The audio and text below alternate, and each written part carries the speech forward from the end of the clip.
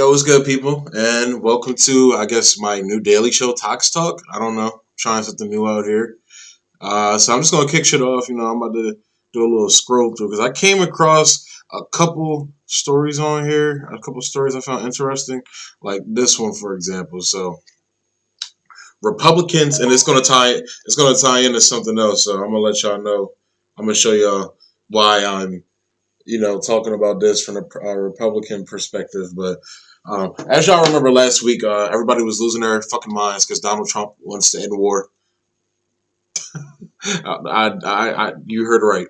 People are losing their fucking minds because Donald Trump wants to end the wars. And no, Donald Trump doesn't really want to end the fucking wars because there's another story I'm going to cover as well, on coming up, where it just points out that it's bullshit. But just the thought of Donald Trump ending wars, like doing a positive thing that people will see as positive, fried the Democratic Party's brain so much that it revealed that they're actually warmongers. They're actually for war. And no, their brains are fried and everything, as you'll see, especially when it comes to the progressives. But it reveals the warmongers that have always existed. For example, Nancy Pelosi, who was complicit in the torture programs that George Bush and Dick Cheney were running, because she was on the Senate committee, the Intelligence Committee, and she signed off on a briefing about their enhanced interrogation methods, which is code word for fucking torture. So that's why Nancy Pelosi didn't impeach George Bush or move to impeach George Bush, or was in favor of impeaching George Bush, because she was complicit in war crimes along with George Bush. So, but Republicans assailed Trump's decision to pull troops from northern Syria as Turkey readies offensive. Republicans in Congress assailed Trump's decision whether to withdraw U.S. troops from Syria's border with Turkey on Monday, warning that a threatened Turkish invasion would lead to a dangerous resurgence of the Islamic State, the slaughter of U.S. allies in the region, and a boon for American adversaries.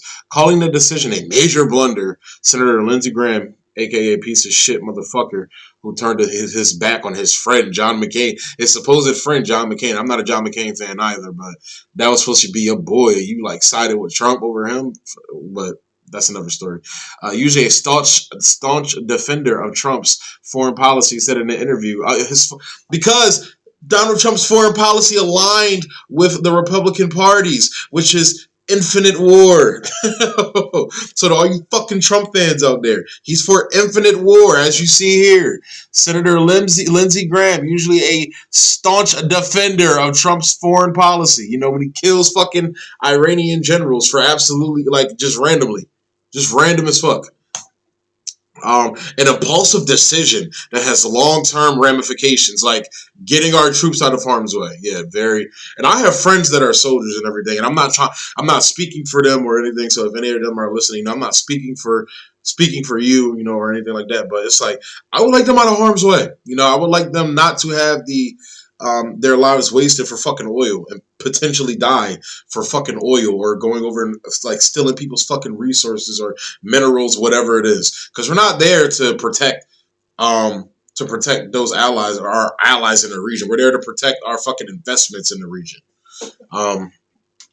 So, impulsive decision that has long-term ramifications, like bringing the troops home, and cuts against sound and military geopolitical advice, like infinite war, because that military and geopolitical advice that the Afghan papers revealed, that we don't know what the fuck we're doing in Afghanistan or in the region. There's no objective. It's literally, there's no end in sight. That is what the Afghan papers revealed. So that right there cuts against sound military and geopolitical advice. Read through that bullshit, because the Afghan papers already revealed they don't know what the fuck they're doing in a place like Afghanistan. So I promise you they don't know what the fuck they're doing in a place like Syria, which was a war started by Barack Obama and the CIA and Turkey. But that's another video for another day. Here we go. Senate Majority Leader Mitch fucking Dick McConnell urged Trump to exercise American leadership and warned that a precipitous withdrawal would benefit Russia. Here we go. They always try to. Here we go. I thought the Republicans were against fucking Russiagate, bro. would benefit Russia, Iran, and Syrian President Bashar al-Assad, however you say that nigga name, and increase the risk that the Islamic State would... Fuck out of here, bro. The reason why the Islamic State exists the way it does there is because the United States keeps going over there spreading that fucking crazy-ass jihadist, wasabiist form of Islam and then trying to penalize all of Islam as if they're the ones doing it. And no, we never say this shit about like Saudi Arabia. We never point that smoke towards Saudi Arabia. You feel me? We never point that smoke towards them. We point it to anybody that doesn't give us their fucking oil, or doesn't prop up our US dollar, or goes off of the petrodollar. So there. That's all you need to know about that. Some senior officials at the Pentagon said they were blindsided by the decision. And so, yeah, because you motherfuckers are used to fucking throwing all this money into these wars with no objective in sight. They just want endless war. So basically, all you need to know about this article right now is that they want endless war. So you asked me, why are you showing us this article? We already know that the Republican Party are warmongers. Some of you might already know the Democratic Party are warmongers. Why do you say this? Well, because they keep duping idiots like this, like fucking Ilhan Omar. Trump's move will not put an end to endless wars. What it will do is reward Russia, Iran, and ISIS. And again, we have a member of the squad fucking Russiagating, because as if it didn't come back to bite the left in the ass prior. Remember when Bernie was like way up in the polls, and then all of it, or he was up in the polls and he was doing very well. People were starting to fall in love with the guy and everything. Then out of nowhere, like the media and the fucking intelligence community, fucking get together and fuck and sprout out this baby, this Russia-gating baby that is Bernie Sanders is being courted by Russia.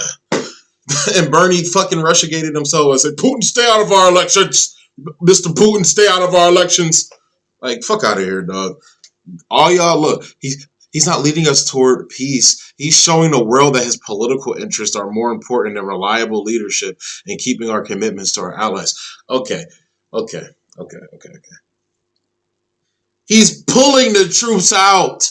The troops are leaving the area. So how is that not leading us toward peace? Now, whether the fighting continues in that region, that's up to Syria. You feel me? Now, no, we meddled in that and shit like that. We had a lot to do with that war kicking off and the violence there. But when it comes to our troops, it's going to bring peace to our troops by taking them out of harm's way.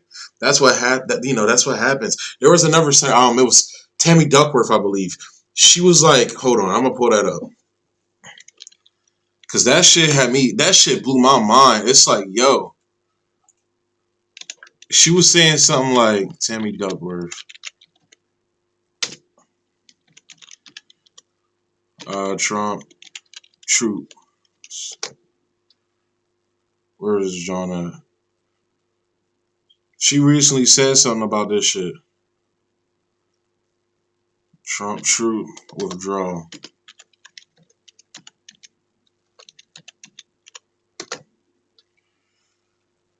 Here we go. Yeah. This is the wrong way. This is why all of the military commanders have spoken up and said this is the wrong thing to do. The military commanders have already admitted to not knowing what the fuck they're doing in the region and places like Afghanistan. Those military leaders she's talking about right now. We want our troops home, but let's not bring them home in body bags. And that's so them coming home is going to get them in body bags. So the place that they've been in all these years where they end up in body bags, us not pulling them from there or us pulling them from there and bringing them home is going to put them in body bags. That's what she's saying right now. That's potentially what's going to happen if this president gets his way and puts his own political timeline ahead of our national security. Yeah. Regardless of the reasoning for Donald Trump doing it, pulling the troops out immediately and bringing them home is not going to put them in body bags. Leaving them there, it's going to put them in body bags. So it's like these motherfuckers, the Democratic Party, the Republican Party, they're all full of shit. That's what I'm trying to get you guys to understand. They're all full of fucking shit. So I just found that interesting because like the squad is always on the wrong side, always on the wrong side when it comes to the Russiagating stuff. They're always on the wrong side when it comes to the Trump derangement syndrome. And no, I did a video on YouTube, stream a thought series on, or not YouTube, Instagram. I'm talking to y'all on YouTube right now. On Instagram, where like I defended Ilhan, and I'm not the biggest fan of Ilhan Omar. I'm a fan of her policies, and I champion her policies. If she fought for her policies as much as she says she cares about them, then I would really like her, but she doesn't. That's the problem. But that's a separate. I might do a little segment about why I don't like the progressives and like the squad. Literally any progressives. I'm still holding out a little bit of hope for Tulsi, a little bit, but I'm almost done with her too because she fucked up for me when she endorsed Biden, but she hasn't really been fucking up since then because she's been putting, that Julian Assange and Snowden bill she put through. She's still popping her shit. So it's like I still hold out a little bit of hope for her, but this this bullshit right here. This some bullshit right here. Like, and I defended her when Trump was basically trying to compare her to like terrorists and shit like that. So like, and I made a video about it. I'm like, yo, bro, why would you do that? She's a Muslim in Congress in Minnesota. They already fuck with her because of her religion. She already gets, chased after by fucking AIPAC and the Israel, dick riders in Congress and shit, which is most of Congress and the Senate. But however, you're Russiagating right here, yo. Russia, Iran, and ISIS. That's to scare the American people. That's to scare the lefties and shit like that, and trying to scare the Trump supporters, but the Trump supporters see through this shit. It's ironic that Trump supporters can see through bullshit when it comes to defending Trump, but outside of that, they can never see through bullshit. It just fucking amazes me. Like the QAnon people and shit like that, they can see through bullshit up until like they see pictures of Trump with Epstein, then it's like, oh well, they were just friends and business partners. He doesn't really like them. Oh, but what about Maria Farmer saying that his wife used to go out and recruit girls? Ah, well, that's he. They can't see through. It's fucking amazing. This is how the partisan bullshit has completely brainwashed everybody's brain. So yeah, that's my little scroll through for today. So this is a Guardian story, and this is kind of what I was alluding to earlier or before when I was talking about the Trump's ending the wars is all bullshit and everything. And the reason why I say it's bullshit is because of this. Iran warns of crushing response if Trump targets nuclear site. Why would they be threatening Donald Trump? Like, what would they be threatening him about? If he's ending the wars right now, why would they be threatening them? It must be those evil Islamists, those evil jihadist Islamists. But that's what you Trump supporters are saying right now. Well, however, the reason why they're saying that is because Trump sought options for attacking Iran to stop its growing nuclear program. The president was dissuaded from moving ahead with a strike by advisors who warned that it could escalate into a broader conflict in his last weeks in office. President Trump asked senior advisors in an Oval Office meeting on Thursday whether he had options to take action against Iran's main nuclear site in the coming weeks. The meeting occurred a day after international inspectors reported a significant increase in the country's stockpile of nuclear material, four current and former U.S. officials said on Monday. So I just want to stop right there. They may talk about it later on in the article or the parts I read, but I just want to make this point. It doesn't fucking matter whether Iran is upping their nuclear arsenal or not, and upping their stockpile, because Donald Trump ripped up the Iranian nuclear deal, which is one of the only good things about the presidency of Barack Obama. You conservatives scream your heads off about it all you want. That was a good deal. Iran was sticking to the deal. They were staying to the deal. The same inspectors they're talking about right now, when the deal was still in place, when they would go in and check on their stockpile, which Iran would let them in, there was no increase in the stockpile. They were abiding by the agreement. So Trump went in, ripped it up, all bullheaded and everything. They don't have to abide by that now. And then especially after this year when you killed their fucking general, just randomly, who was on the peace summit to broker peace with Saudi Arabia. So there you go. So that right there, all that doesn't matter. It doesn't matter because he ripped up the nuclear agreement. So a range of senior advisors dissuaded the president from moving ahead with the military strike. The advisors, these are the fuckheads that advised him not to go to war. Okay, these are the people that advised him not to go to war. The advisors, including Vice President Mike Pence, who is fucking like Zionist, Jesus, come back as soon as you can, end of the world, Book of Revelations, Bible thumper. Secretary of State Mike Pompeo, who's a fucking warmonger, war hawk. Christopher C. Miller, and General Mark A. Milley. All these motherfuckers who want war there, but they're like, yeah, this probably isn't the way to do it. And since you're on your way out the door, nigga, no, you're done. So that's telling. But all those advisors warned that a strike against Iran's facilities could easily escalate into a broader conflict in the last weeks of Mr. Trump's presidency. Any strike, whether by missile or cyber, would almost certainly be focused on Natanz, where the International Atomic Energy Agency reported on Wednesday that Iran's uranium stockpile was now 12 times larger than permitted under the nuclear accord that Mr. Trump abandoned in 2018. So they finally said it. It doesn't matter whether the stockpile is 12 times larger because he ripped up the deal. And honestly, look, as a sovereign nation, Iran is a sovereign nation. If they feel threatened by the United States and feel that having nuclear capabilities is the only way to keep us off their backs, then look, man, I'm not for it, obviously, but it makes sense. It's basically the same strategy that Kim Jong-un is abiding by. That's the only reason why he's still in power and why we haven't gone in and overthrown his regime yet is because of his nuclear capabilities.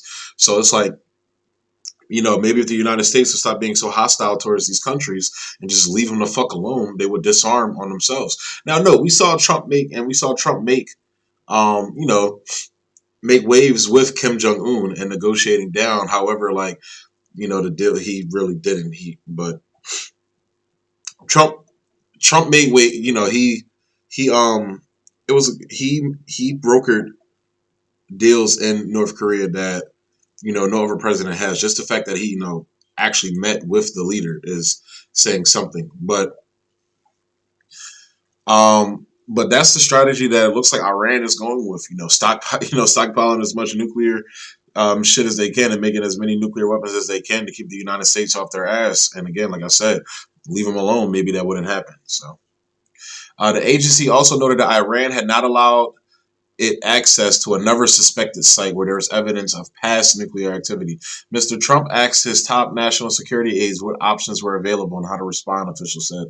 After Mr. Pompeo and General Milley described the potential risk of military escalation, officials left the meeting believing a missile attack on Iran was off the table, according to administration officials with knowledge of the meeting. Mr. Trump might still be looking at ways to strike Iranian assets and allies, including militias in Iraq, officials said. A smaller group of national security aides had met late Wednesday to discuss Iran the day before the meeting with the president.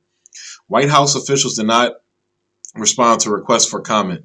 The episode underscored how Mr. Trump still faces an array of global threats in his final weeks in office. A strike on Iran may not play well to his base, which is largely opposed to a deeper American conflict in the Middle East, but it could poison relations with Tehran so that it will be much harder for President-elect Joseph R. Biden Jr.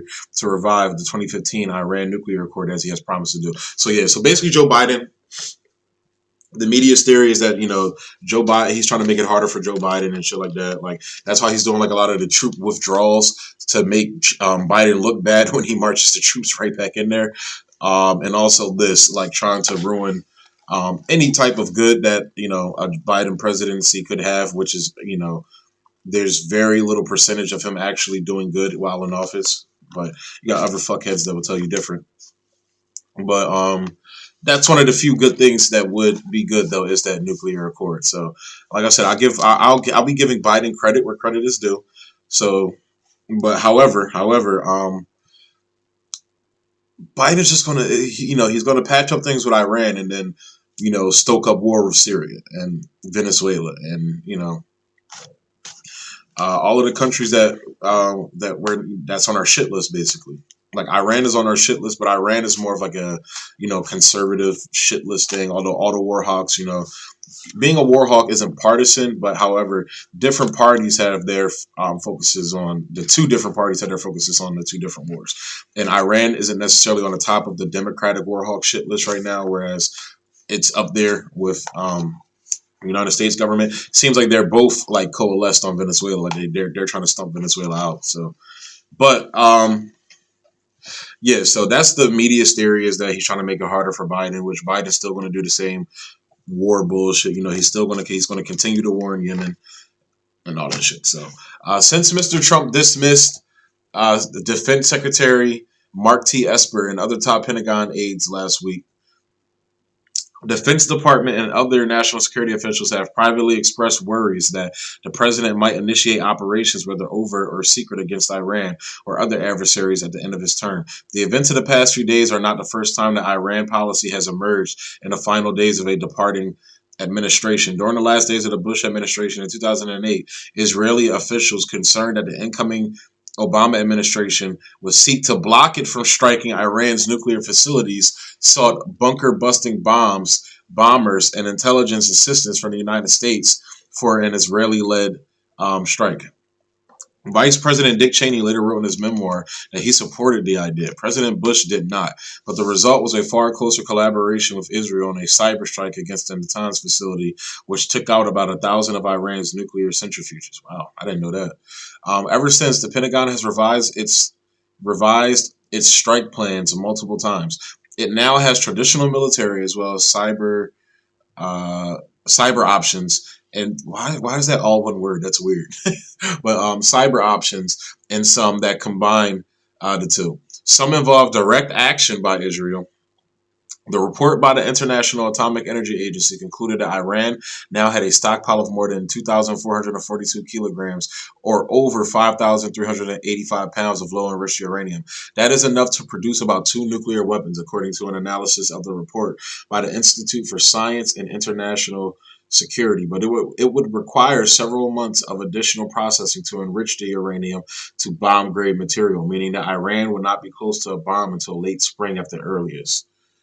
Um, after Mr. Trump would have left office. So that's interesting. But Iran is basically saying, bro, you buck, we're gonna buck right back. So my take on this is more so for the Trump people, if the people, the ones that are listening. All that war shit he's talking about pulling it, is bullshit. Okay, it's bullshit. Um, He's doing that to make Biden look bad with the withdrawal, while at the same time still stoking war in other places. And he's also, like, don't get it twisted, he's still keeping 2,500 troops in Iraq, Afghanistan, and I believe Syria as well. But as I did in the story earlier, he's pulling the troops wants to pull the troops out of Syria. Now, let's say if he leaves another 2,500 in the region, so it'll still be still well over 5,000 troops in the area at the time. So, Trump is the same as Obama. Okay, to you Trump supporters out there, like, he's no different. He's a warmonger just like him. He's a war criminal. He ended up dropping more bombs than Obama in just one term. In just one term, he dropped more bombs than Obama. Obama dropped more bombs than Bush by the end of his term. That took 2 terms. And, like, Obama dropped so many bombs at one point, they ran out of bombs to drop. Hold up. I just want to show you guys that Obama ran out of bombs.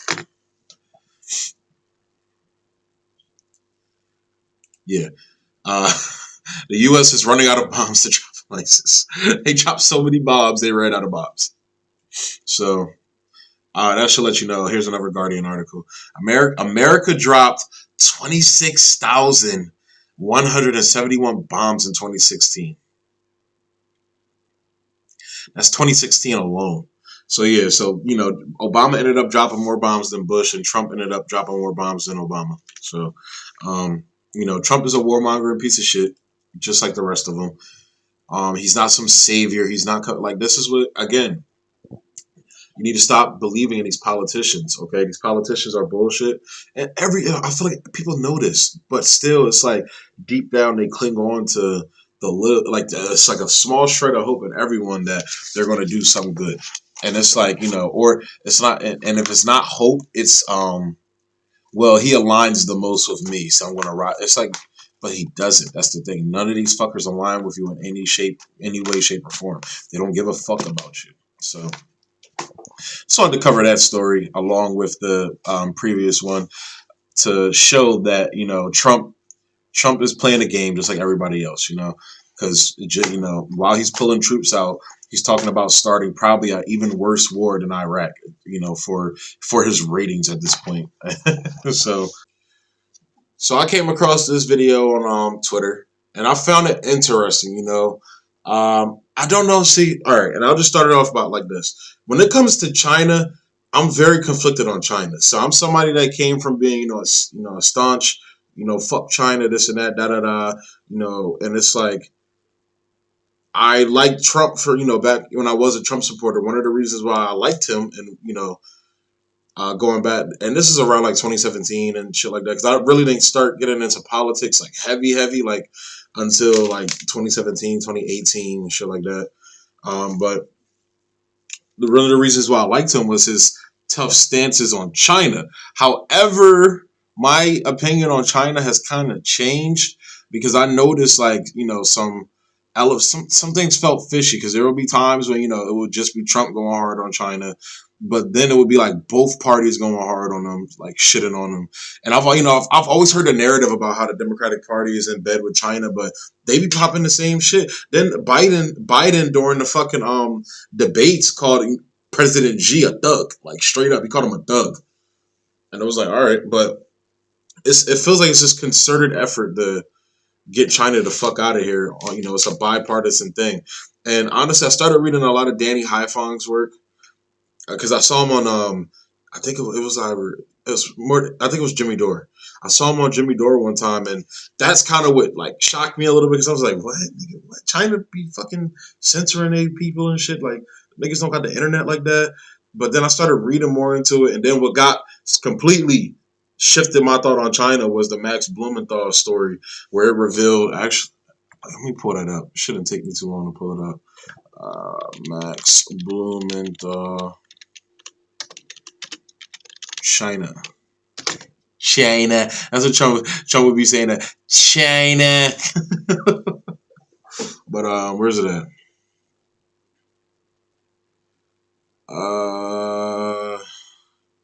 It was about, if I can't find it, because I'm not going to harp on it for too long. That's funny. That's funny.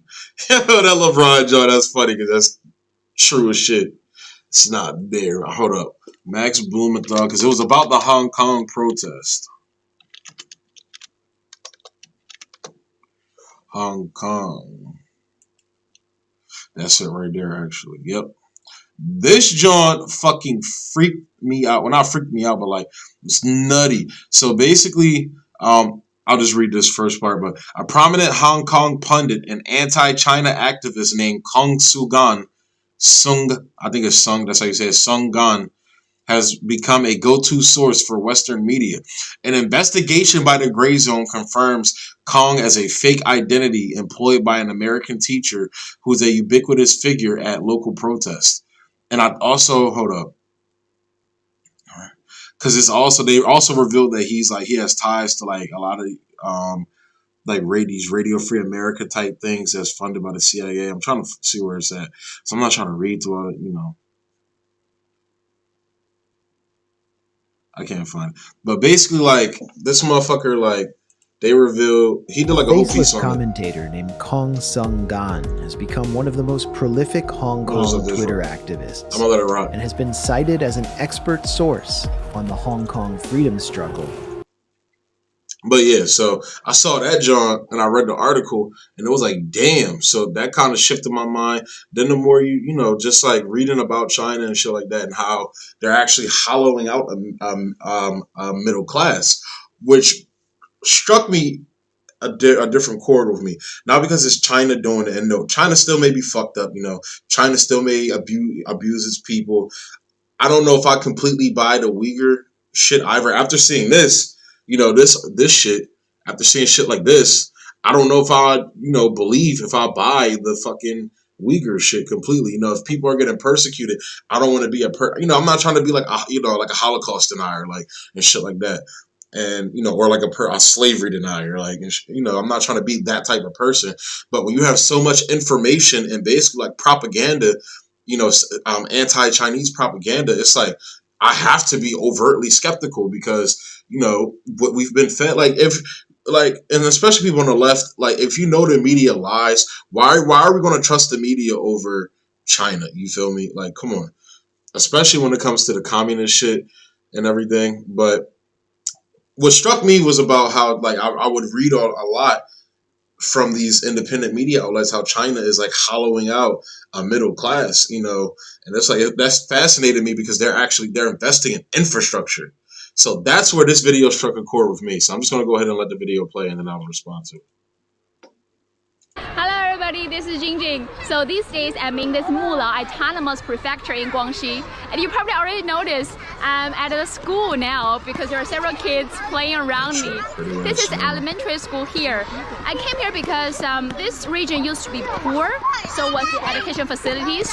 But in recent years, the government spent a lot of effort improving the education system, education facilities to give a better chance for in remote regions, in poor regions. And this school was actually built with the help from a top elementary school in Shenzhen. And now kids have a much fancier school. 你们都是什么民族啊？头脑族，都是头脑族。 Sorry guys, I'm being thirsty. 有没有其他民族啊？有，你是汉族，我是汉族，你是汉族，对，我们都是。藏族，谁是藏族？你是藏族，藏族，壮族，好了，壮族，还有其他民族吗？我有瑶族、少数民族，你是瑶族啊？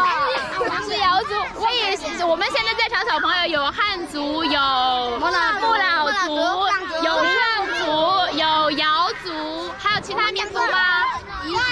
你是彝族的，你是彝族的，哦，彝族小朋友。来，我们喊1、2、3，茄子。我都站不住了。So yeah, I find that interesting because, like, if you hear what she said, like, the government started investing heavily in improving the education system there and basically just improving the infrastructure, investing in infrastructure. So it's like, imagine like our government invested in, you know, one of these impoverished, you know, middle American neighborhoods and shit like that, or, you know, communities and everything. Like, nigga, like, and that's what I'm saying. That's the point I try to make about China. Like, people think I'm like trying to simp to China. That's not what I'm saying. I'm saying if China is the evil empire that we try to make it out to be, only fucking America can make the quote unquote evil empire like look good. You feel me? Because, like, nigga, we can't even provide stimulus for our people during the pandemic, dog.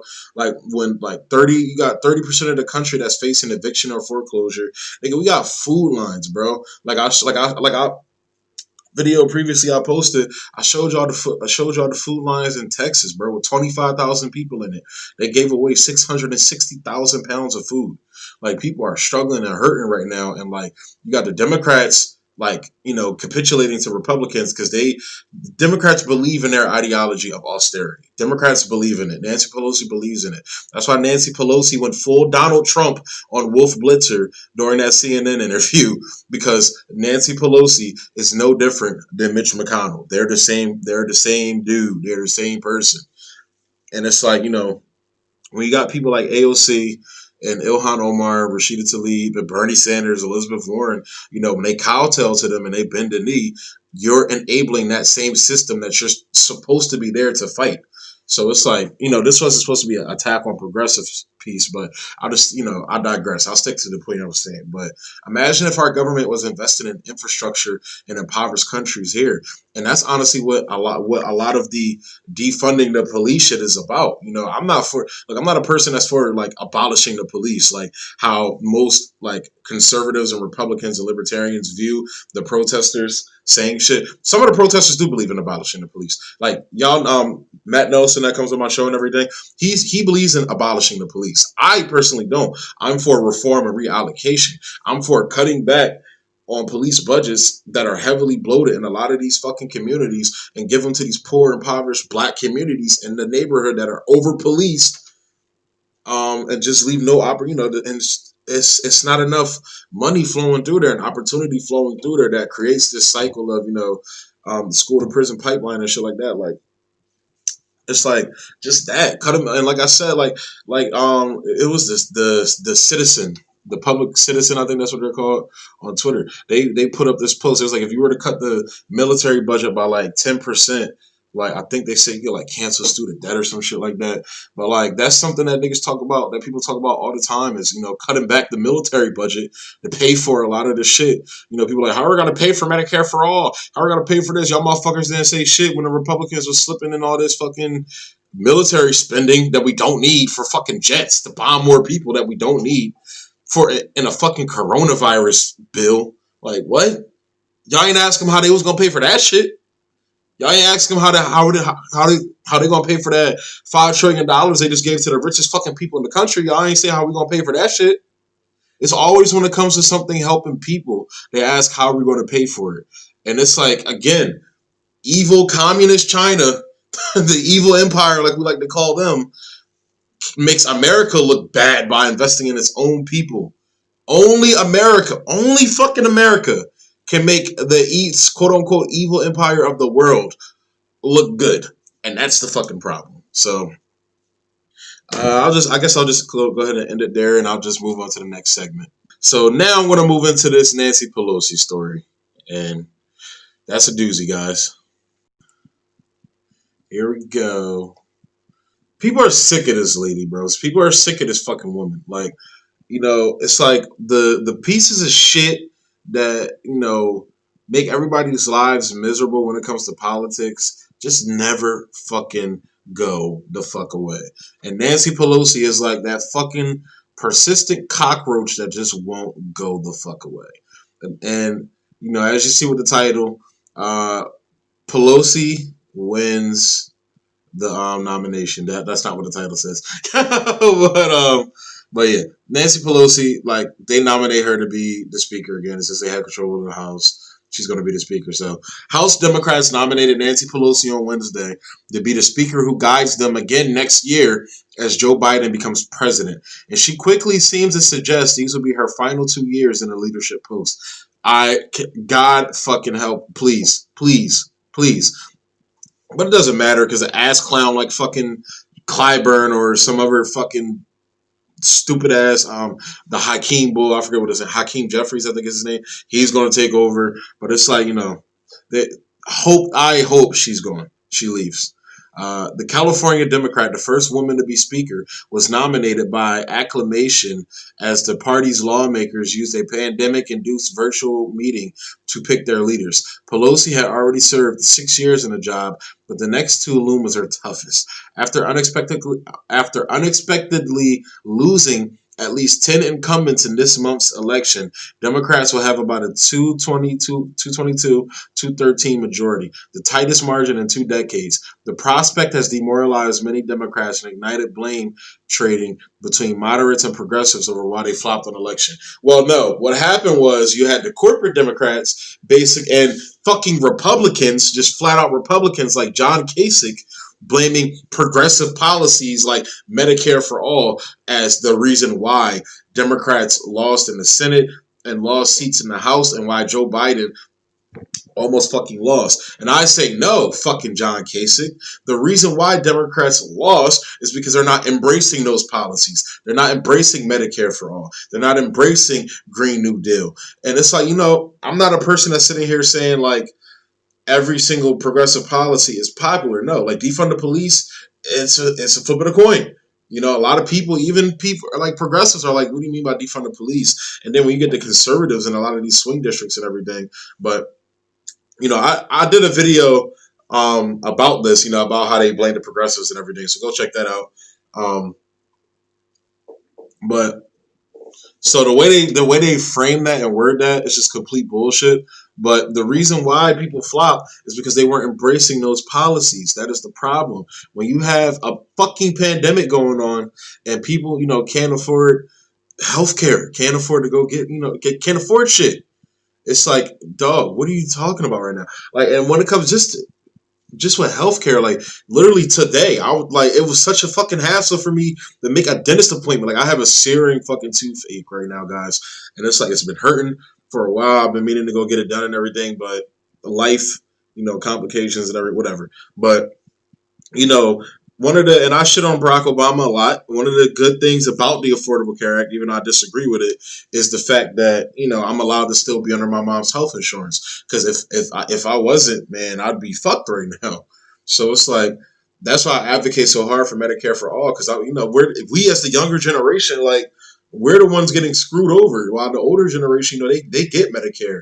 Or our parents, you know, they grew up in a generation where, you know, a lot of them were able to get stable-ish jobs, but a lot of them have gotten, you know, uprooted by the economic turmoil. But like I said, I'm just blessed to have my mom, you know, be under my mom's insurance. But just to schedule a fucking dentist appointment to go see the dentist, it was like fucking ridiculous, man. Like, oh, you need to change your name from Stockton, or, you know, from this name to that name. I'm out here giving my government away. I ain't giving my government to y'all niggas. Like, you gotta change your last name from this to that, and if you don't, like, you gotta have the exact, like, bro, can I just come in and get my tooth fixed? Like, I have insurance. So even when you have insurance, it's still a fucking hassle just to get in to see motherfuckers. So that's what people are talking about. And I'm like, I can't imagine somebody that doesn't have insurance and they have like real shit going on, like cancer or something. But yeah, embrace those policies and you'll fucking win. I promise you. It was like 86% of the Democratic Party supports Medicare for all. And polling right now, like just overall in the country, floats anywhere from like 60 to 70.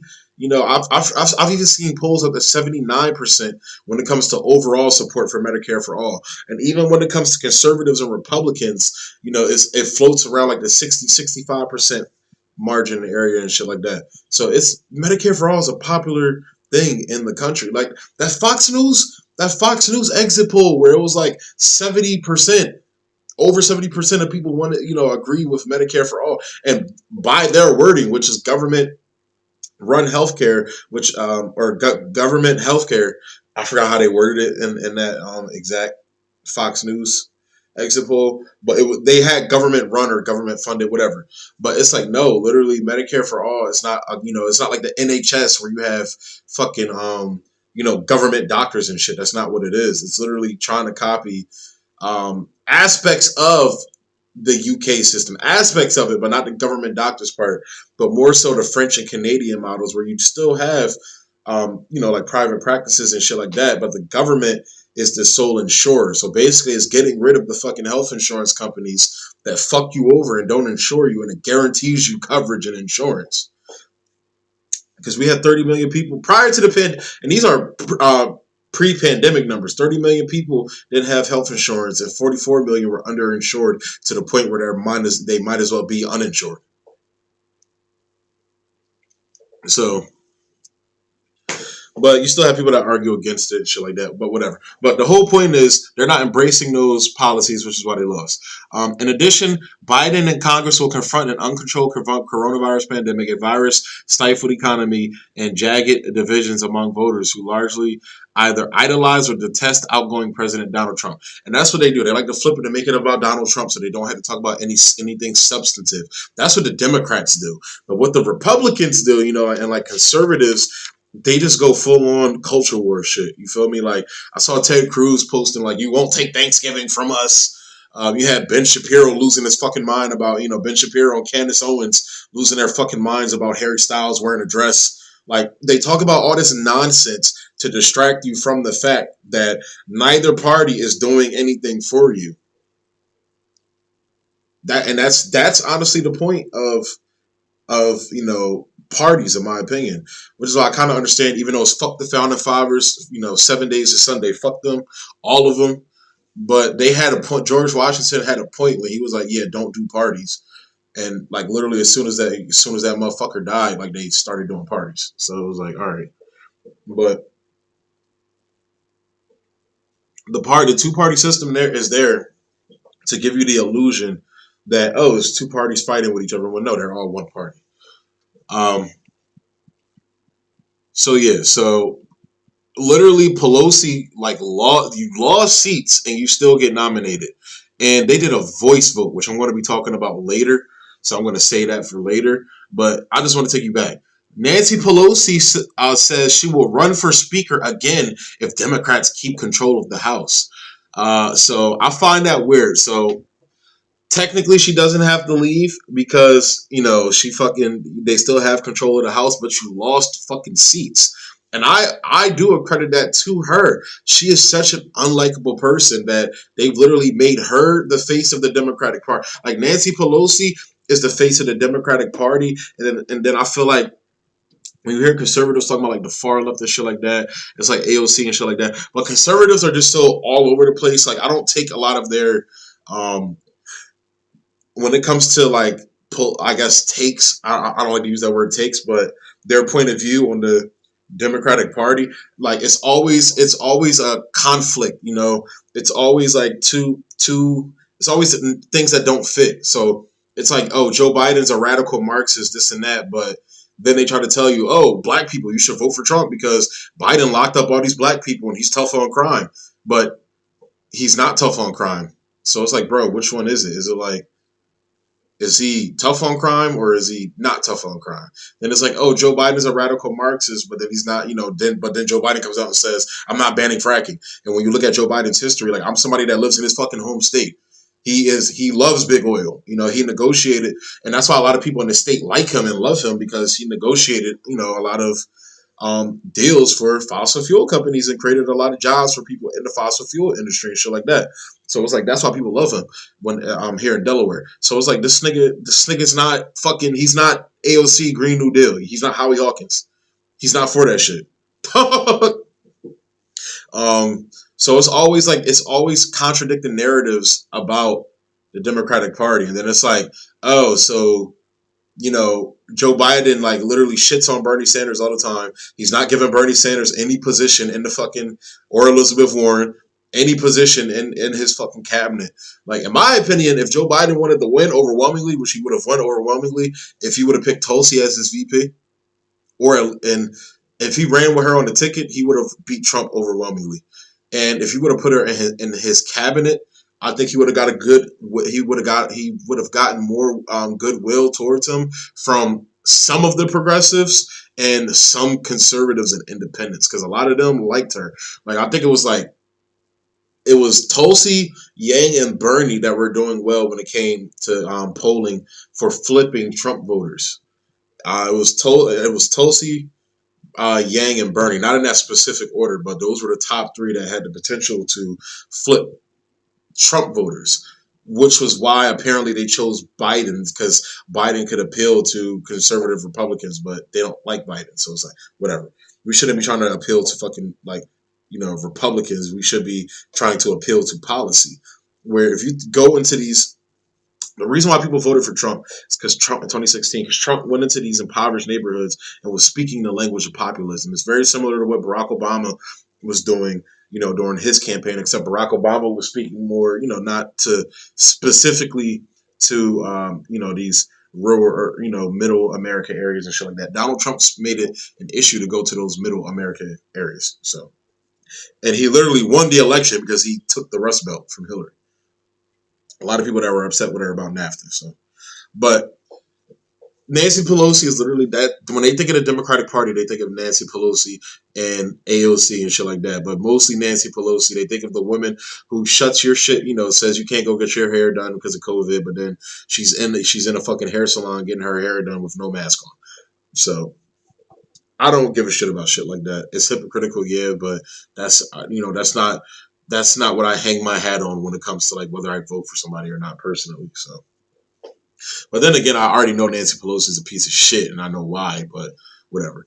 But this is another reason why they lost because Nancy Pelosi was willing to let the country burn and didn't want to come to an agreement on a stimulus deal prior to the election that Donald Trump was offering her. And now we're still in the same situation that we were in prior, except it's worse now because Republicans are going, like, they were already talking about austerity. They're not even hiding it anymore now. Like, they were kind of hiding it prior to the election, but now that the writing's on the wall with Trump and everything, he's donezo, he's out of there, and it's like, they're going full austerity right now. They don't give a shit.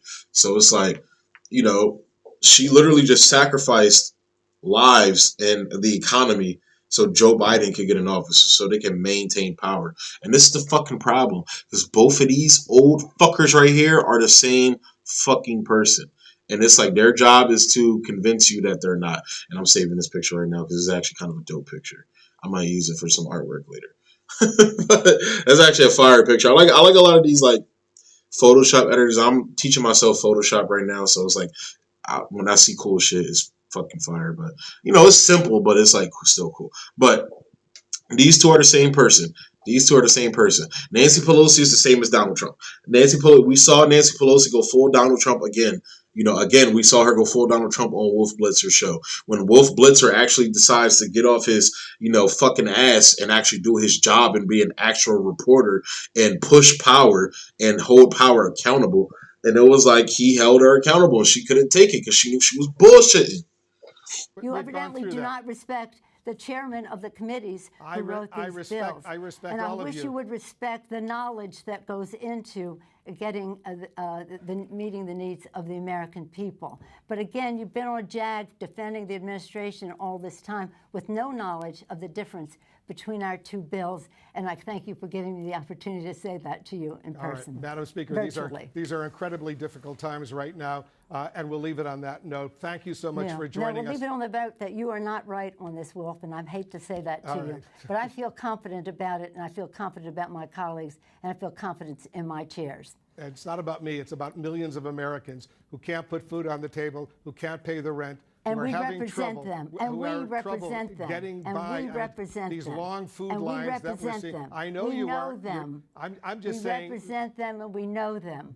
As we We say, know them. We represent them. Don't let the perfect be the enemy of the good, as they say It here is in nowhere Washington. near perfect. Madam Speaker. Always the case, but we're not even close to the good. All right, let's see what happens, because every day is critically important. So it's like, that's why a lot of people don't like Nancy Pelosi either. But this Jacobin magazine article is pretty, sums it up, just the title. Nancy Pelosi should not be the next Speaker of the House for a lot of the reasons that I told you in this video. From her going back to before she was Speaker, when she was authorizing war crimes by George Bush, leading up to now, she's literally denying people health care. They actually have a bill, some type of provision in there so that progressive policies can never get through. I'll have to do more research on it. I forget what it's called, but literally it's like Nancy Pelosi can smack it down. And no, it's not going to get through in the Senate anyway. So, but the fact that we have a Democrat, the fact that the Democrats hold the House and we can't even get a vote on Medicare for all in the House is a problem. That's a fucking problem. Democrats are not for Medicare for all. They're for the private insurance companies. They're not for the sick American people in this country. I saw this article too. McCarthy says Pelosi is sole roadblock causing COVID-19. I wouldn't say she's the sole roadblock, but she's one of the largest roadblocks and obstructions in the path. So, and the fact that, they did another voice vote and AOC is going to come out and lied to you again, talking about she didn't vote for Nancy Pelosi as Speaker when she did the last time, and she did again. So, but I'm going to talk about the voice vote later on in the show. So for this next segment, I would like to talk about this, this Obama 60 Minutes interview. I think he did one with The Atlantic, I believe, as well, which I heard it was basically the same gist. So I'm just going to cover the 60 Minutes interview. And so I'll just so here's what bothers me with Obama. So with this book coming out now and getting a peek or a window into his mind during the time when he was president, I think it makes it even more clear that this guy was never for the people. And it's shocking. Politician not for the people. But it's this video is more so just to continue pointing out that, but to illuminate that to the people who still believe in this myth that is Barack Obama. And, it's tough to hear it. People don't want to hear it because, it's the first black president and all that jazz, but it has to be said. So one of the things that stood out to me was when he was talking about how, I don't know why there were people out, protesting. This is when he was going for his inauguration. I don't know why there are people protesting President Bush. I mean, you're supposed to reach across the aisle, not alienate him. Yeah. Probably because he started a war, an illegal offensive war that killed a lot of people's friends during that time period and their family members, you know, when they had to go over and actually serve in those wars. That's probably one reason why. Probably because they found out that the American government was torturing people in their name. That, you know, that'll do it. Probably because, you know, we were running mass surveillance programs on American people in America. That'll do it too. So there's a lot of reasons to be protesting George Bush. The fact that Barack Obama doesn't understand those reasons is a problem. But then again, he did say, look, we need to forgive the sins of the previous administration. You know, we tortured some folks. Move on. Get over it.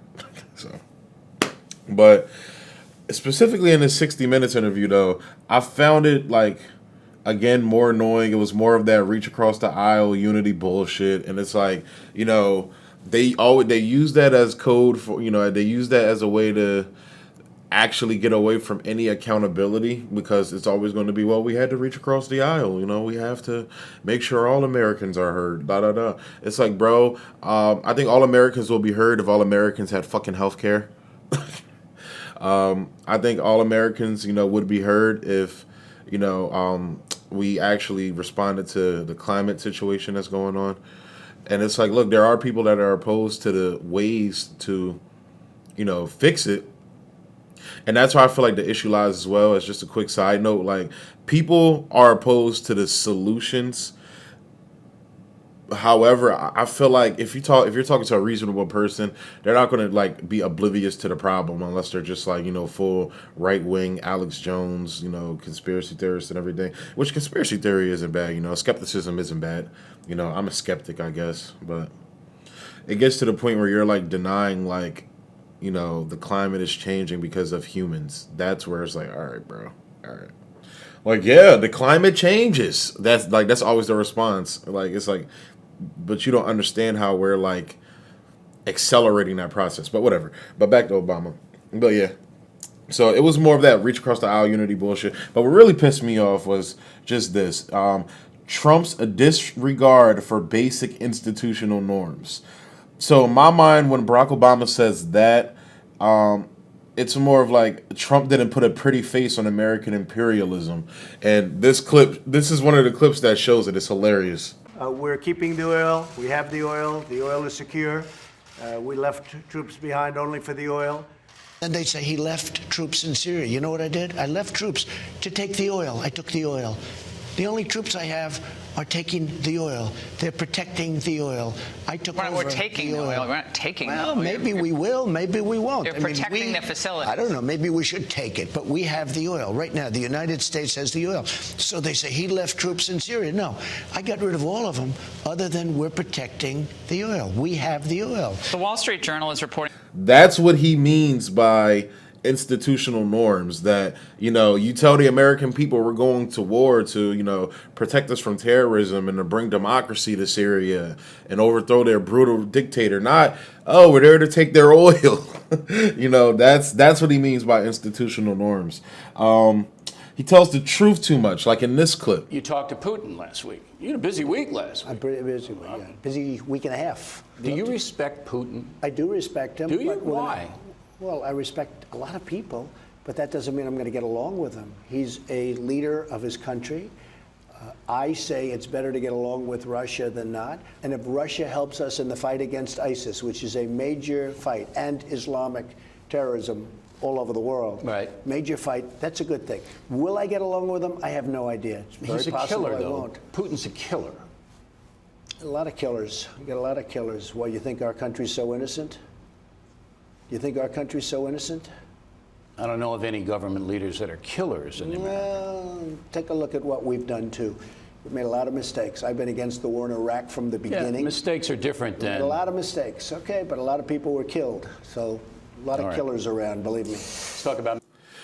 And I found it funny how Bill O'Reilly was just like stuck because he was like, look at the mistakes we made, like the Iraq War, and he could have kept going.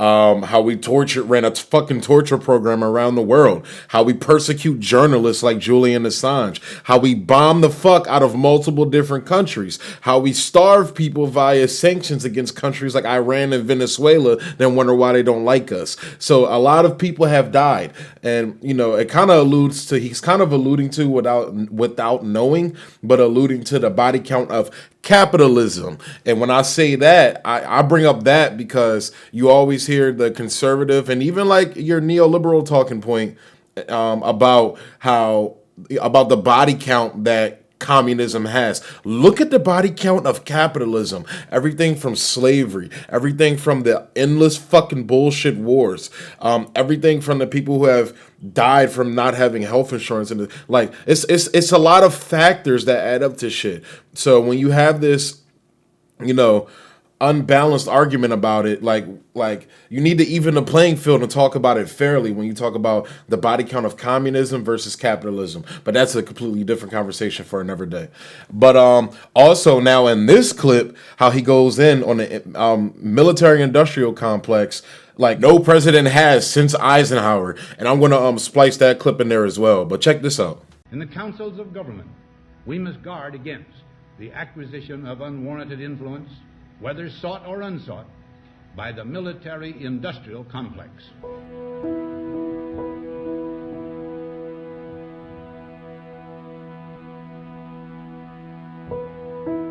Every gun that is made, every warship launched, every rocket fired signifies, in the final sense, a theft from those who hunger and are not fed, those who are cold and are not clothed. This world in arms is not spending money alone. It is spending the sweat of its laborers, the genius of its scientists, the hopes of its children. The cost of one modern heavy bomber is this: a modern brick school in more than 30 cities. It is 2 electric power plants, each serving a town of 60,000 population. It is 2 fine, fully equipped hospitals. It is some 50 miles of concrete. We pay for a single fighter plane with 500,000 bushels of wheat. We pay for a single destroyer with new homes that could have housed Well, I'm the one that talks about these wars that are 19 years and people are just there. And don't kid yourself, you do have a military-industrial complex. They do like war. In Syria with the caliphate. So I wipe out 100% of the caliphate. That doesn't mean you're not going to have these crazy people going around blowing up stores and blowing up things. These are seriously ill people. I don't want to say, oh, they're wiped out, ISIS. But I wiped out 100% of the caliphate. I say, I want to bring our troops back home. The place went crazy. They want to keep, you have people here in Washington. They never want to leave. I say, you know what I'll do? I'll leave a couple of 100 soldiers behind. But if it was up to them, they'd bring thousands of soldiers in. Someday people will explain it. Well, this is an example. You do have a group, and they call it the military-industrial complex. They never want to leave. They always want to fight. No, I don't want to fight. And it's like, when the war machine is threatened, they pull out all the stops. I feel like that's what Russiagate was really about. You feel me? Especially when you get into the nitty-gritty of how, Obama basically was one of the architects of Russiagate, basically pushing the Russia narrative on to Donald Trump to undermine his presidency. They also don't like and speaking of Russia, they don't like where the man is talking about de-escalating tensions with Russia. And that was what he wanted to do. But however, when looking back, if you actually look at everything he's done, with Russia, and dealing with them, he's escalated tensions with them. All, in my opinion, all based off the precipice of trying to prove that there's no collusion, as he likes to say. Well, I think he was so hard and hawkish on them to prove that. There's even segments of Rachel Maddow and shit where she's literally telling Donald Trump to put NATO troops, to push to get NATO troops on Russia's border, which is literally a very threat. That's pushing us closer to war. Literally, it was us putting, rockets in Turkey back in the 60s, warheads in Turkey that forced Russia, put them in a position to, reach out to their ally and put warheads in Cuba. And that's how we got the Cuban Missile Crisis.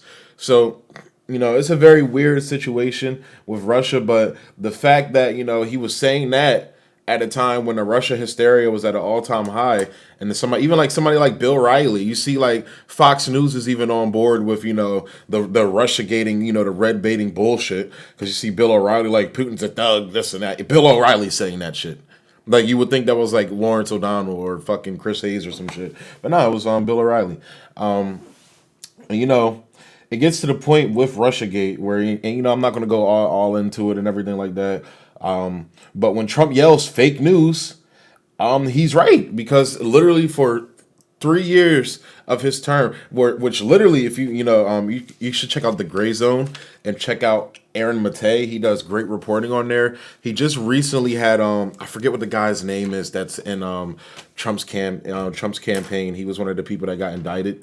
But he had him on to basically explain that the media has been blowing his complicitness or his testimonies and shit like that out of proportion when it comes to Russia. I'm about to look it up right now. I'm literally looking it up right now because I want you guys to really check this out. The Gray Zone. And the Gray Zone does great work, by the way. Like, if you're not peeping the Gray Zone, whether it's their YouTube page or their print, you guys should definitely check it out. Hang on, I'm pulling it up right now, though. Rick Gates. That was the guy, he was the smoking gun. He was going to be the one that unveils everything. And, basically during this Gray Zone interview, he was just like, yeah, nah, that's, the media was blowing that shit out of proportion. And look, he's a Trump guy, but everything he's saying is factual. These are the documents that were coming out of the Mueller report and how they left out certain things out of the Mueller report to formulate a narrative around Trump. And that was the whole purpose of it, to formulate this narrative, this Trump-Russian narrative. And the Obama administration helped with that. So, and also when he yells fake news, he's right, because the media was complicit with the propaganda in Iraq war, with the propaganda surrounding the Iraq war. There were very few voices that were against the Iraq war, very few voices. And, he whether Donald Trump was against it at the time or not, he's not afraid to call out, yo, you guys were spreading propaganda, like here during their Republican primary against Jeb Bush. Obviously, the war in Iraq was a big, fat mistake, all right? Now, you can take it any way you want, and it took Jeb Bush, if you remember at the beginning of his announcement, when he announced for president, took him 5 days. He went back. It was a mistake. It wasn't a mistake. Took him 5 days before his people told him what to say, and he ultimately said it was a mistake. The war in Iraq, we spent $2 trillion, thousands of lives. We don't even have it. Iran is taking over Iraq with the second largest oil reserves in the world. Obviously, it was a mistake. So George Bush made a mistake. We can make mistakes, but that one was a beauty. We should have never been in Iraq. We have destabilized the Middle East. But so you still think he should be impeached? I think it's my turn, isn't it? You do whatever you want. You call it whatever you want. I want to tell you, they lied. Okay. They said there were weapons of mass destruction. There were none, and they knew there were none. There were no weapons of mass destruction. Okay, all right. Governor Bush, when a member on the stage's brother gets attacked, the brother gets to respond. I get to do it 5 or 6 times or just once responding to that? So here's the deal. I'm sick and tired of Barack Obama blaming my brother for all of the problems that he's had. And frankly, I could care less about the insults that Donald Trump gives to me. It's blood sport for him. He enjoys it, and I'm glad he's happy about it. But I am sick and tired of him going after my family. My dad is the greatest man alive in my mind. And while Donald Trump was building a reality TV show, my brother was building a security apparatus to keep us safe, and I'm proud of what he did. And he's had the gall to go after my mother. The World Trade Center came down during your brother's reign. Remember that. Hold on. Let me finish this. had the gall to go after my mother. That's not keeping Look, I us won safe. the lottery when I was born 63 years ago and looked up and I saw my mom. My mom is the strongest woman I know. She should this be is running. not about my... And by the way, like, can we just like talk about how much of a smackdown he put down on fucking Jeb Bush? I think I said George Bush before, but just the smackdown he put on Jeb Bush. The Twin Towers went down under your brother. Like, oh my gosh, Jeb Bush is just like he sounds like a little whiny baby all the time. Like, my brother.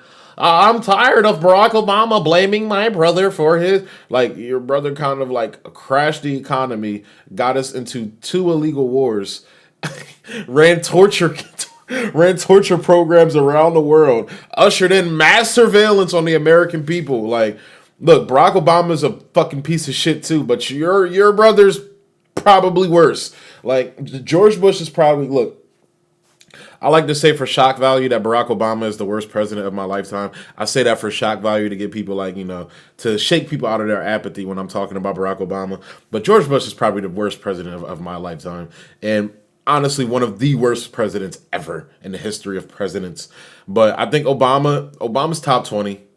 Obama's top 20 worst presidents, in my opinion. Donald Trump is in there too, top 20. But,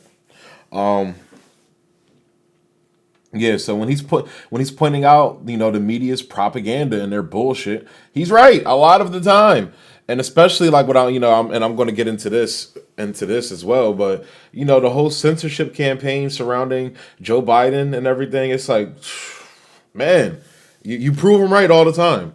So so Trump disregards basic institutional norms. Like, it's okay to bomb countries into oblivion so long as you're you stick to civility and decorum while doing it. Like, also in the Gray Zone, I was just watching I think it was Max Blumenthal that had this woman on, and she's a Yemenese American, and she was just detailing how brutal the war was. Well, guess what? Barack Obama started that Yemen war. Like, I look on Instagram and see people posting shit about, like, oh, we need to end the Yemen war. And it's kind of like they do it through an anti-Trump lens, not knowing that, hey, the guy you're fucking voting for to get Trump out of office started that war with Barack Obama. So let me ask you about the Obama camp, which now will be coming back to power. And in the last few years of Trump supporting this mass murder in Yemen, it's been curious to see the Obama administration veterans try to justify their initial decision to greenlight this war. It was them that started this. They said it was a mistake. They regret it. But they've offered some interesting rationale. So I want to quote you Ben Rhodes, a former top aide to Obama. This is what he told The Nation magazine as to why Obama decided very quickly, without much debate, to greenlight the Saudi invasion of Yemen. Rhodes said this, quote, "Our basic theory was that by being somewhat engaged, we could deal with the inevitable Saudi intervention in Yemen while seeking to impose limits on what they did and try to broker something diplomatically."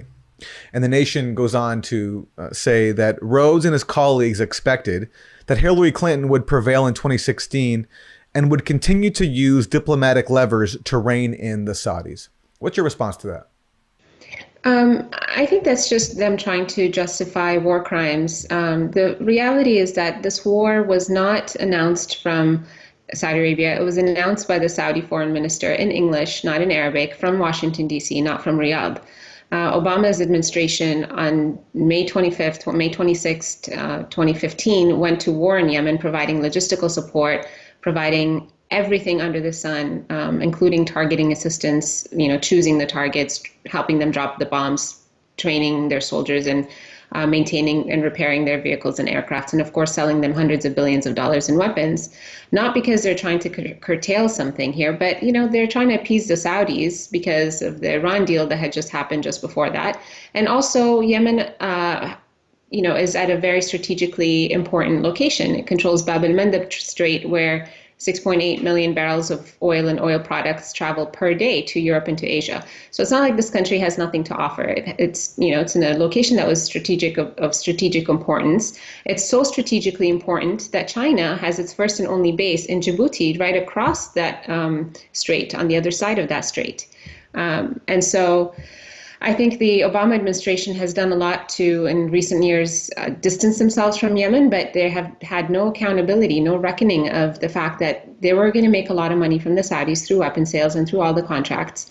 They knew exactly what they were doing. They wanted to make sure that they have a government in Yemen that continues to serve the interests of the United States and Saudi Arabia, as they had with previous presidents in Yemen. And the Houthis were going to be an obstacle to that. And, they thought that the Saudis could get in and out very quickly. It was, of course, a very naive thing to assume about, occupation.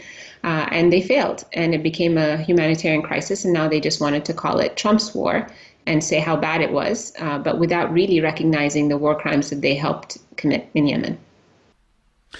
And so what do you think has to happen when Biden takes office? Do you expect him to do anything immediately when it comes to Yemen? He should, and we should push him. And by we, I mean, activists and progressive groups should push him to not only do this by executive order, because that can be overturned by the next president, but to enshrine in law, an end to U.S. support for the Saudi-led coalition, whether it's through intelligence or weapon sharing or weapon sales or any other way that they're supporting them. Because, of course, the Saudis rely entirely on the United States, almost entirely on the United States. But we have to get another war powers resolution passed, and Biden has to sign that within the first 100 days. This can't wait. It can't be something on the back burner. He cannot make a backdoor deal with Saudi Arabia where they divide Yemen up and offer them whatever part that they want so that they can leave and save face. This has to be, done publicly and restore basically Yemen's sovereignty by pulling out from the Saudi-led coalition. And then we'll see that the Saudi-led coalition isn't able to accomplish much without the United States support.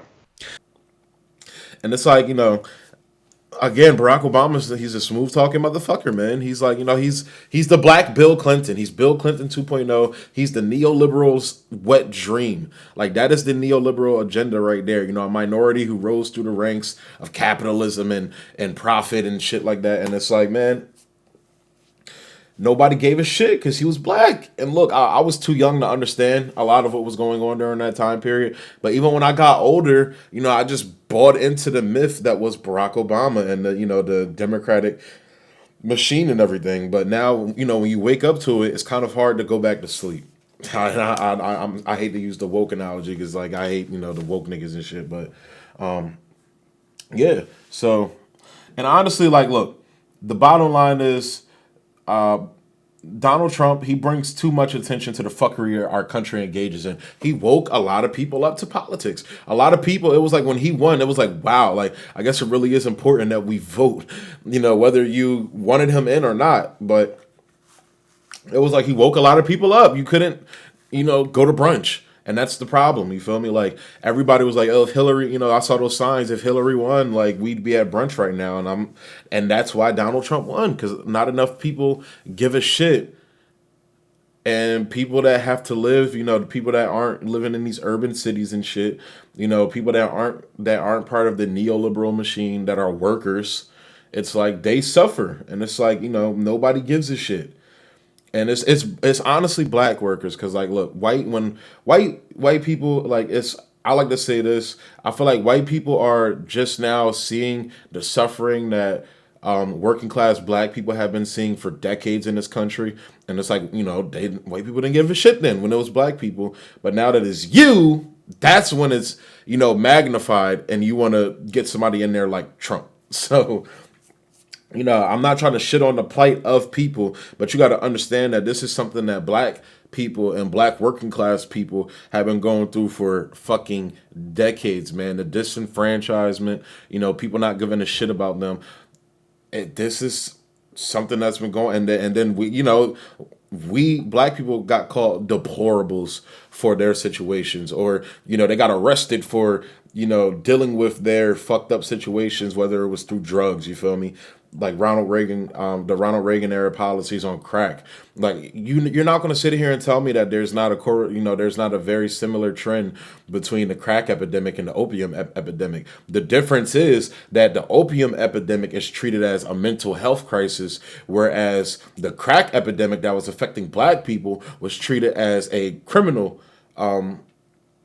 treated as a criminal issue, and it was a reason to put black people in jail. And it's like nobody wants to admit that, and admit that, you know, that was used to create the prison system, to the privatized prison system, which Joe Biden strengthened, and, you know, the '94 crime bill. You know, drugs, everything, but even going back to Nixon with the war on drugs, you know, black people didn't see the milk and honey during the 50s and 60s that everybody saw.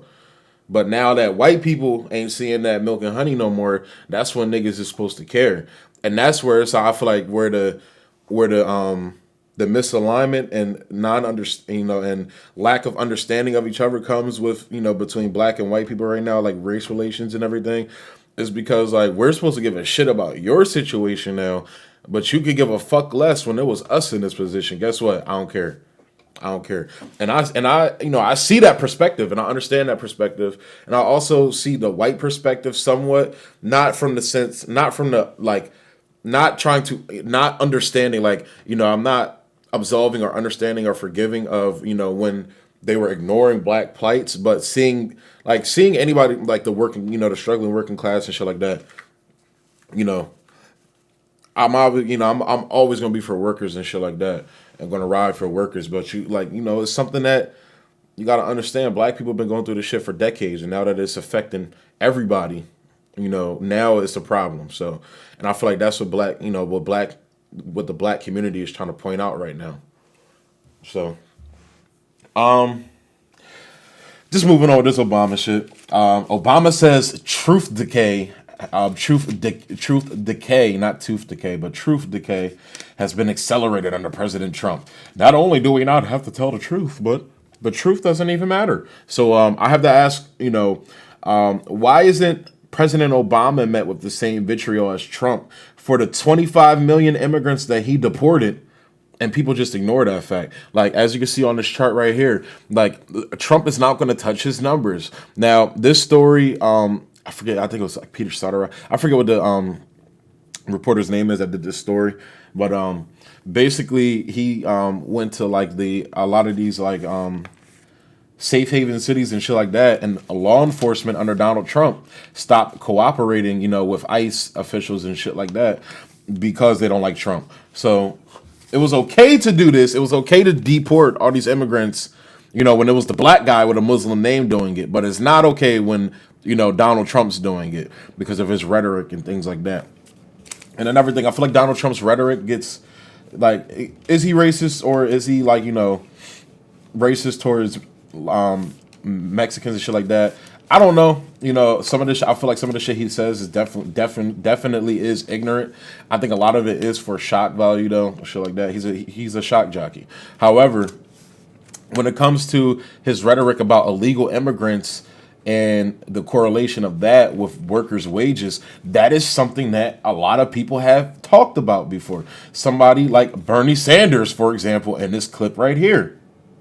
We need legislation which will improve wages and income in America, lower the poverty rate, and expand the middle class. That's the legislation we need.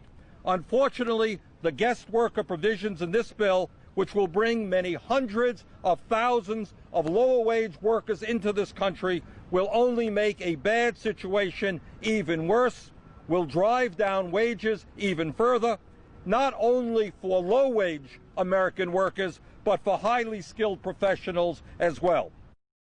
I believe we have very serious immigration problems in this country. I think, as you've heard today, sanctions against employers who hire illegal immigrants is virtually non-existent. Our border is very porous, and I think we need a path to citizenship, which I think this bill addresses in a significant way. My main concern about this bill is what it will do in terms of driving wages down, not only for low-wage workers, but for professional, skilled workers as well. And I think at a time when the middle class is shrinking, the last thing we need is to bring over a period of years millions of people into this country who are prepared to lower wages for American workers. I think it's a bad idea. What we're trying to do here is make the case that for American workers, this is a bad piece of legislation. We hope that Democrats and Republicans will vote against it and make it a better bill. I think this legislation, as I think you've heard, will probably do more harm than good. Obviously, we need major comprehensive immigration reform. I think we're all in agreement on that. But we don't need a bill which contains provisions which will continue the shrinking, accelerate the shrinking of the middle class and increase poverty in America today. Now, Bernie cleans it up, cleans it up, which differentiates him from Trump. But however, Bernie saw the correlation between the influx of illegal immigrants in his country and wages. It drives down wages. It's just something that people don't want to admit, and it's like that. But people see that as putting the blame on the immigrants. Like, no, because you'll hear me. I'll be the first person to tell you that our foreign policy is a lot, and the war on drugs is the reason why we have these influx of refugees, not just immigrants, refugees, because we've literally turned their countries into failed states all through the 80s. Like, it's been a policy of setting South America on fire all through the 80s till now. Like, even like with Barack Obama, that's something else I wanted to talk. I'd even put on this list, but Barack Obama's Fast and Furious campaign, where he poured all those fucking weapons into Mexico. Like, so get this. This is Barack Obama's and the DEAs and all these fucking intelligence agencies and shit like that. That's why I say they're all full of shit, because they're fucking morons. This is their big, bright fucking idea. Their idea was, hey guys, you know what? Let's give weapons. I'm about to explain it like the white stoner guy in the meeting. Yeah, I got a great idea. How about we give weapons to the cartels and we put trackers on them, so when they buy all the weapons, we can track the weapons to them. Oh man, that's a good idea. That's a good idea. Nobody in the room was like, what if they can tell that the weapons are marked and they just leave the marked weapons behind and take all the ones that aren't marked? I wish somebody would have said that in that room. But I feel like our fucking our governments are so inept and dumb that I don't believe that. But also, on the flip side though, I feel like that was some nefarious shit to because actually when you read into actually why they did that, it was basically regime change, but with cartels. They didn't like a specific cartel down there, so that's why they armed that cartel to take out the other cartel that they didn't like.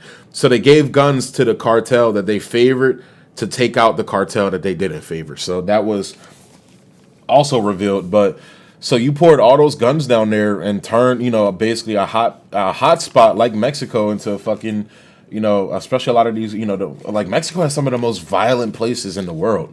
Like, I didn't know that, but they have a lot of a lot of their city. I think Mexico City is like one of the most violent places. It's like up there with like Afghanistan and Iraq and shit. But you poured all those weapons down there and made a bad situation worse. So that was Barack Obama's bright fucking idea.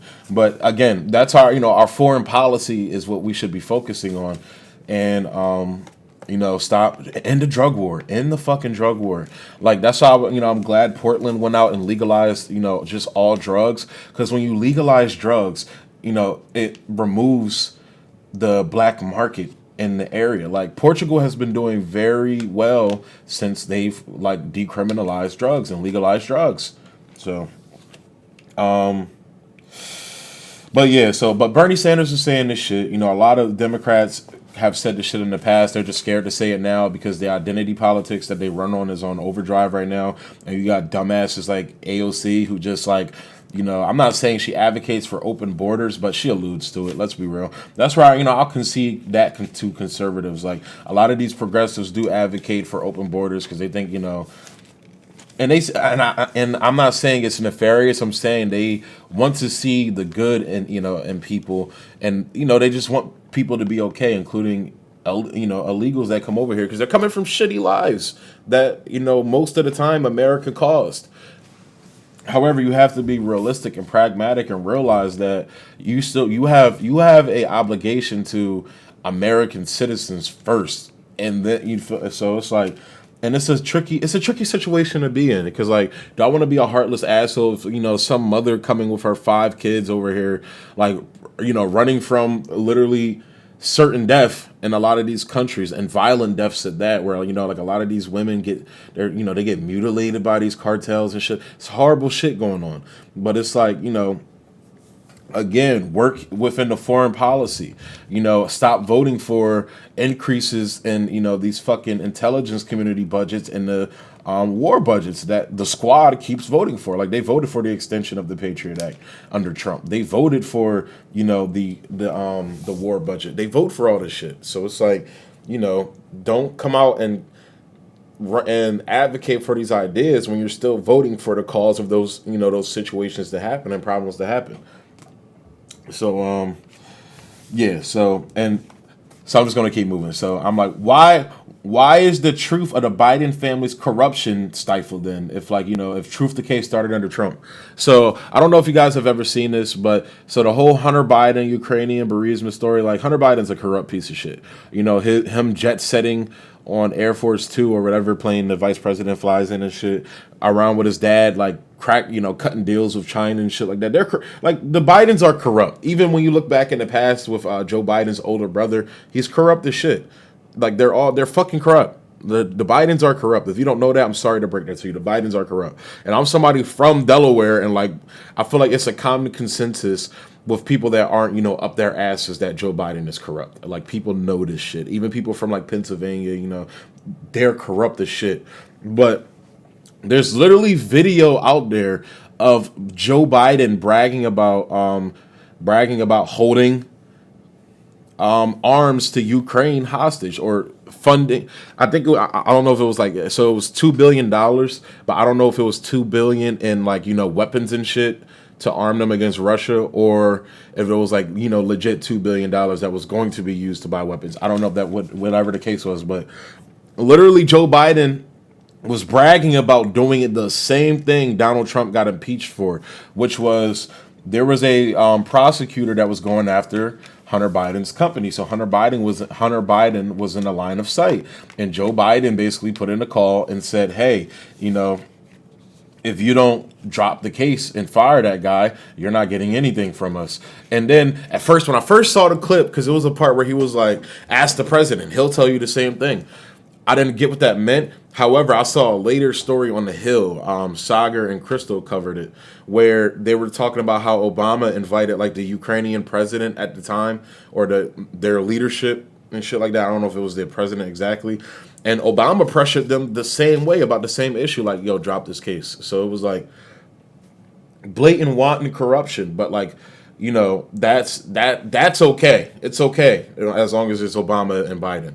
So and just going on Truth Decay, like, literally, Obama, your predecessor lied us into an illegal offensive war, and Obama continued those lies to keep us in those wars. And then, like, recently in his book, he was talking about how he doesn't understand why people are out there protesting Bush. Well, somebody who's a lying piece of shit like you wouldn't understand Obama. You're right. You wouldn't understand. So, and then it's like, the Afghanistan papers revealed the lies. Like, from the last three administrations, from Bush, Obama, and Trump, that, none of the generals in Afghanistan don't know why we're there. They're going to keep sending the invoices, or they're going to keep asking for money, and the government's going to keep writing the checks to them, because endless war. We're there to pad the pockets of the military-industrial complex. That's what we're there. But like, there's no target objective. We're there forever, and these forever wars. And like I talked about earlier, everybody loses their fucking minds when Trump wants to end war. So it's like, again, this whole Truth Decay bullshit, like all this bullshit, basically, like this is Barack Obama gaslighting, and Barack Obama is the most effective gaslighter because of what people think he is, and what people thought think he represents, and thinks he's a representation of. And that's why Barack Obama is so effective. You feel me? I feel like people saw through Kamala Harris, so Kamala Harris doesn't have that Obama effect, but Obama still has that effect on people. He gets me sometimes. You feel me? He still makes me believe at times where, he has a hypnotic way of speaking.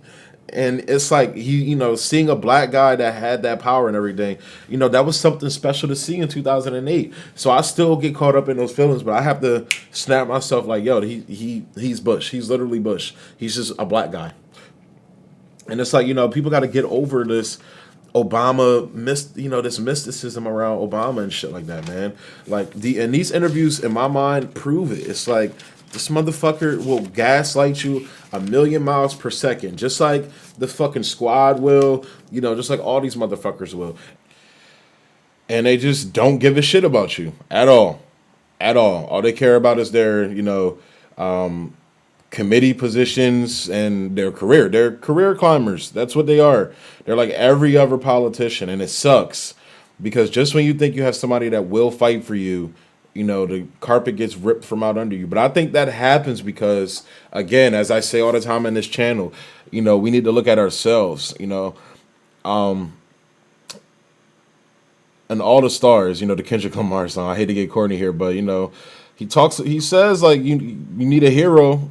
Look in the mirror. That's your hero, and it's like that's what we need right now. You feel me? It's gonna take just us, not these fucking corrupt pieces of shit. So, I'm gonna move on to the next topic. So here we go.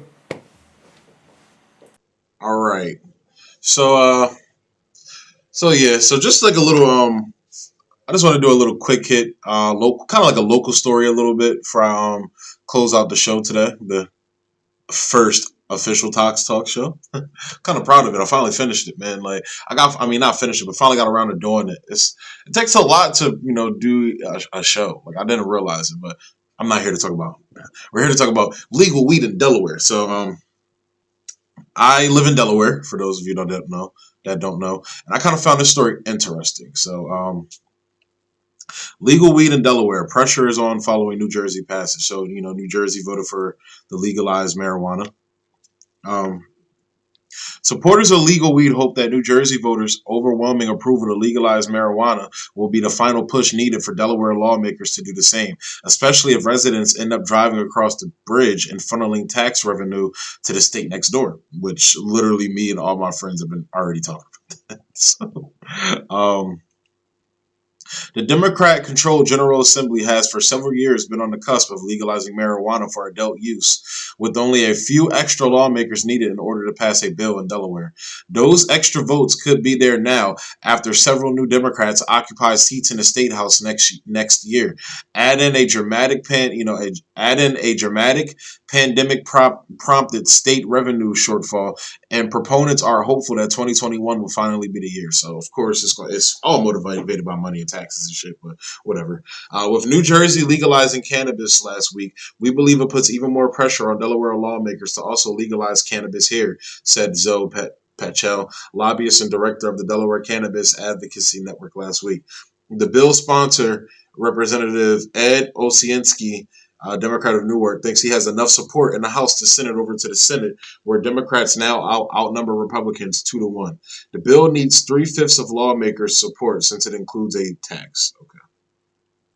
But lawmakers already can't seem to agree on a bill, including how to spend the tax revenue that could end up stalling the bill. All the while, Delawareans could be going to New Jersey to buy marijuana legally. It has to be consumed. To buy marijuana legally, it has to be consumed in New Jersey. Niggas going nig, bro. Other mid-Atlantic states are also considering their own law changes, which would only increase competition and drive revenue out of the first state.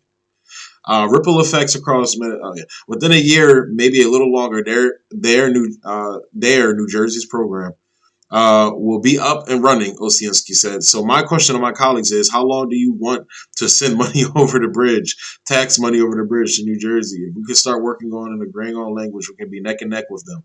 Osienski sponsored last session's bill, but it never made it out of the House. His 2020 bill will look exactly like the one he introduced in 2019. That's interesting. So yeah, just I just wanted to touch on that real quick. Find it weird. Like obviously, I'm going to be happy if marijuana gets legalized. I'm not like a pothead or anything like that. It's just like like why is marijuana still like criminalized? It makes no fucking sense. Even on a federal level, it just makes no sense. But and especially since the fact you got states voting to legalize it, like Mississippi, was it? Mississippi, I believe, just literally like legalized medical marijuana along with South Dakota. Actually, I think they fully legalized it like for recreational use up in I forget, see where North Dakota or South Dakota. I believe it's South Dakota now, but they legalized it up there, and then obviously New Jersey. So Yeah, so I just want to do a quick hit on that because I feel like, man, let's legalize it, yo. It'll put a major dent in the drug war. And honestly, I think when you legalize a lot of drugs, once you legalize and you take away the stigma of, it being taboo, I think you'll get a lot of people not doing it just for that fact, which I think is a lot of people. Like, because a lot of people, like, if you talk to a lot of marijuana people that smoke marijuana, not like on a regular, but just people in general, they're not like, it's not like they're ardent on, being potheads. It's more so because it's illegal and it forces them. It's that, just that nature of they tell me not to do it, so I'm going to do it. So, but I don't know. It's just weird. It's weird that it's not weird. It makes sense why it's still illegal, but, yeah.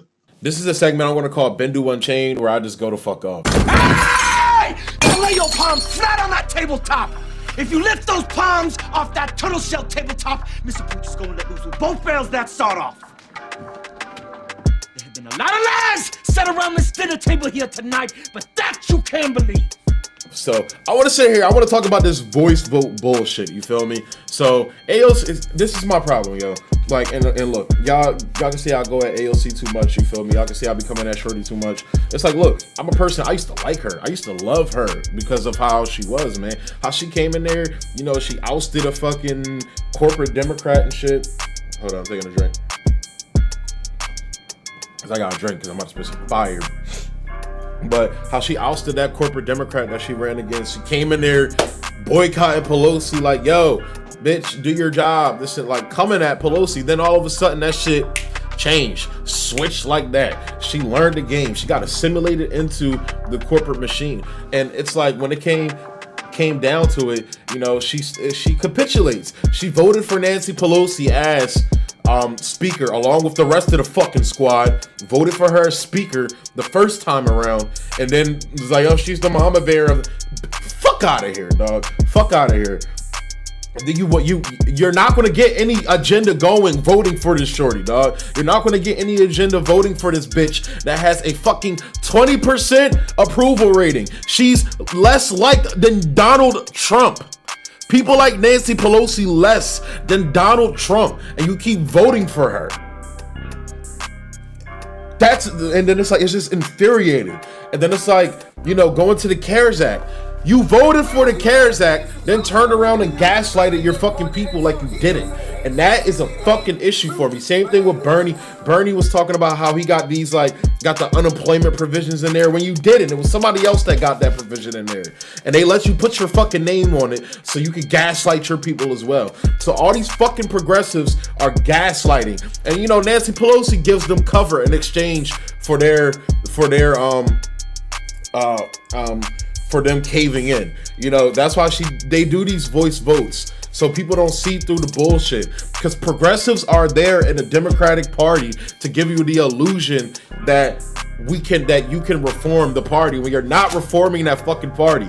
It's too much money that flows through that party. Like, even when Shahid Buttar, I hope I'm saying his name right, when he was running against Pelosi, literally the donors came out and said, if Pelosi loses, we're pulling all our funding out of that party.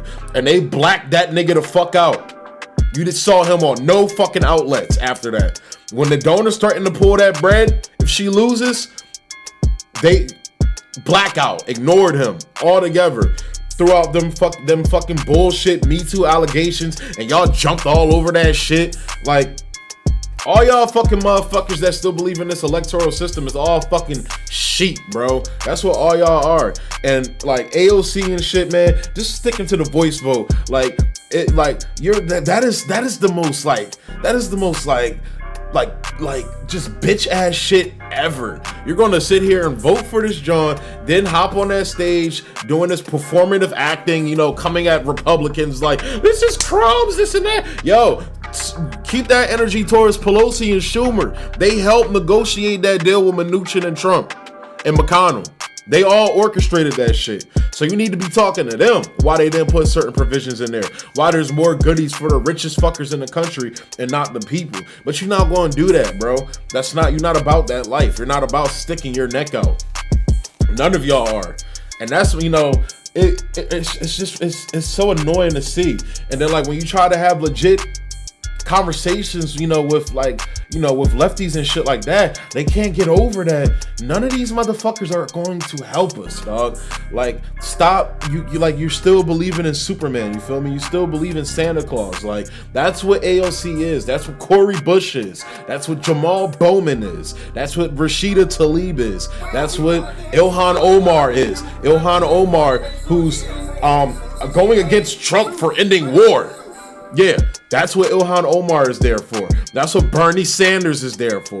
That's what Elizabeth fucking Warren is there for. That's what Tulsi Gabbard is there for.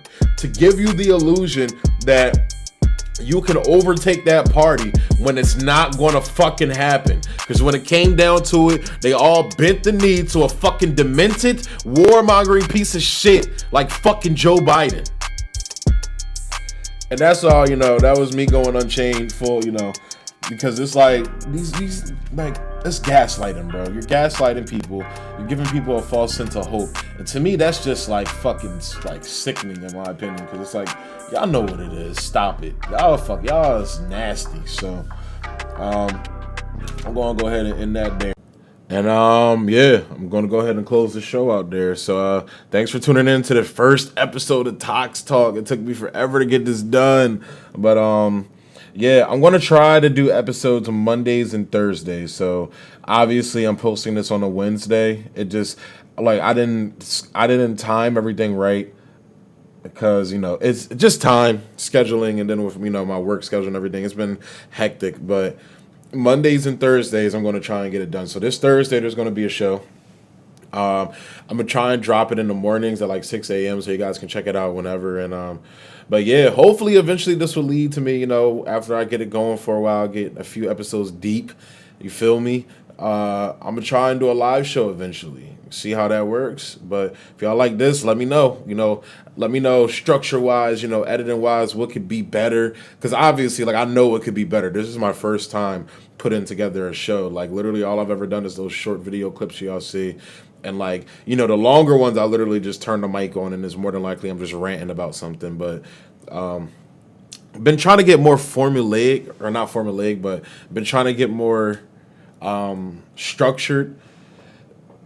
Again, because I started off writing scripts, and I know I shouldn't be telling you guys this, but y'all my peoples, I'm gonna tell y'all. Started off writing scripts, as y'all can tell, it sounded very scripted and very polished. But now, like, I see people like realness, people like rawness, but sometimes I do think I get too real and I get too raw. If there's ever such a thing, there is. Wear protection. But like sometimes, you still have to have some form of, I guess, professionalism. But then again, it's fucking YouTube, so who knows? But just let me know what you guys think. Whether you hated the show, whether you loved it, liked it, think it could be better. Just let me know. And thank you again for tuning in. And I'm excited I finally finished it. And peace. Be easy. This is Bendu signing off Live Talk. Bye.